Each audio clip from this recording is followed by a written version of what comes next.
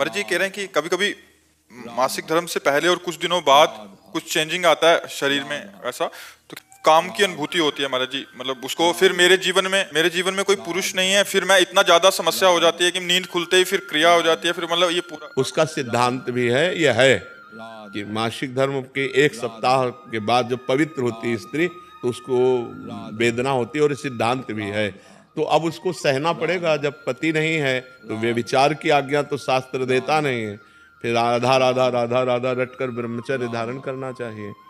अगर हम अन्य प्रक्रियाओं को स्वीकार करते हैं तो वो सब निषेध ही हैं, वो हमारे जीवन को नष्ट ही करेंगी। तो हमें लगता है कि या तो पुरुष का वर्ण कर ले, किसी सदपुरुष का वर्ण कर ले और अपनी गृहस्थ धर्म से रहे, और या फिर उसको सहन करके ब्रह्मचारी बना रहे। ऐसा नहीं है कि हमारे अंदर जैसा आवेश आया, वेग आया, हम वैसे ही कर ले। फिर तो हम में और पशु में अंतर क्या रह गया? हम मनुष्य हैं। वेग आता है, राधा राधा राधा राधा, शांत भाव, कोई क्रिया नहीं करनी, कोई बस 2-4 दिन में शांत हो गया। अगर हम अभ्यास करें तो 2 मिनट में शांत हो जाए। ठीक तब होता है जब ज्ञान हो जाता है। तो खूब भजन करो, ब्रह्मचर्य से रहो, भगवान से रो, कोई इधर उधर की क्रियाएं मत करो। बहुत संभल के, बहुत सावधानी से कदम बढ़ाओ, जिंदगी कहीं खतरे में ना पड़ जाए।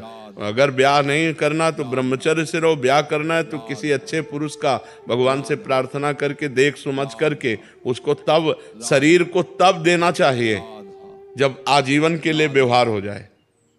शरीर को नहीं देना चाहिए। हम दोस्ती कर सकते हैं, व्यवहार कर सकते हैं, लेकिन व्यभिचार नहीं कर सकते। हम तब तक शरीर को नहीं देंगे जब तक आप हमारी परीक्षा में पास नहीं हो जाओगे। खूब देख समझ करके, सुनकर, और जब शरीर दे देंगे तो आजीवन के लिए दे देंगे। ये डिवोर्स फिवोर्स ये हमारे सनातन धर्म में नहीं है। हमारे धर्म में है, एक बार समर्पित का हाथ मिलाया तो आजीवन निर्वाह किया। पीछे डिवोर्स आदि के शब्द ही नहीं थे। तो हमें लगता है गंदे आचरण करके जीवन को व्यर्थ में क्यों बर्बाद किया जाए, बहुत संयम से रहा जाए। यही तो आवेश है, काम का आवेश, क्रोध का आवेश, लोभ का आवेश, अहंकार का आवेश, यही तो सब पाप कर्म कराने वाले हैं। इन्हीं को तो सहना है। राधा राधा ना सहन हो तो रोज श्री जी का नाम लेकर के, अपने पास जिसे बच्चा है, अब उसका कोई बल तो है नहीं, रो देगा माँ के लिए तो माँ को दौड़ के आना पड़ेगा। तो हमारा बल क्या है? श्री जी है। तो हम जब हम विकल हों, कोई हमें आश्रय, तो हम गंदी क्रियाएं नहीं करेंगे, रो देंगे कि प्रभु आप देख लो। वो जहां रो दिया तो ऐसा संभाल देंगे कि आजीवन संभल जाओगे। बहुत अच्छे बच्चे हो, अपनी बात कह रहे हो तो इस बात को समझो, इधर उधर की चेष्टाओं में मत फंसना। पुरुष का वर्ण करो तो देख समझ के वर्ण करो। एक बार वर्ण करो तो आजीवन उसका वर्ण करो। ये जो आजकल चल रहा है ना, बहुत गंदा चल रहा है, बहुत गंदा चल रहा है। लिव इन रिलेशन, ये सब बहुत गंदा चल रहा है। ये हमारा धर्म नहीं कहता है। बहुत सावधानी से चलो बच्चा, जीवन बहुत कीमती है, इसमें भगवान की प्राप्ति हो जाए, ये बहुत उत्तम बात है। आपने अपनी मन की व्यथा कही हिम्मत करके सबके बीच में, इसलिए हम आपको प्रणाम करते हैं। बस आप अपने संयम से रहना, कोई चेष्टा इधर उधर मत करना, वो धीरे धीरे शांत हो जाए। जैसे आज हमको 100% जलाया और हम सह गए, तो कल 90% जलाएगा, फिर 80%, फिर धीरे धीरे धीरे धीरे फिर खत्म हो जाता है। बच्चापन से बाबा जी 13 वर्ष की अवस्था से, और जिंदगी में किसी माँ बहन को ऐसे नहीं देखा। छूना, बातचीत करना, मिलना तो बात जाने दो, ऐसे नहीं देखा, फेस टू फेस नहीं देखा। सदैव ऐसे ही रहे। और गंगा किनारे कौन देखने आता है? खाना तो मिलता नहीं था, रहने का ठिकाना नहीं, गर्मी सर्दी बरसात 20 वर्ष ऐसे काटे।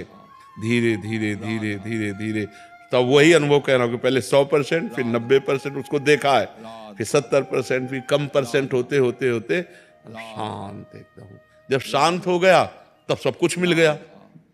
जब शांत नहीं था तो ना खाने का था, ना रहने का था, ना कुछ नहीं था। और जब इच्छा नहीं है तो दुनिया की चीजें तो हम इसलिए कहते हैं कि धैर्यपूर्वक सहो, ये सहना तुम्हें महान बना देगा। गलत आचरण में मत उतरना, ये सबके जीवन में रहता है। कोई ऐसा यहाँ पैदा ही नहीं हुआ भगवान या भगवान के महान भागवतों के सिवा जिसको काम क्रोध ने अपनी चपेट में ना लिया हो। सबको रोना पड़ा है, सब भजन करके आगे बढ़े हैं, सबके ऊपर भगवान की कृपा हुई जो निष्काम हुए हैं। नहीं तो सब पूरा संसार इसी में तो फंसा हुआ है। बहुत धैर्यपूर्वक रहे।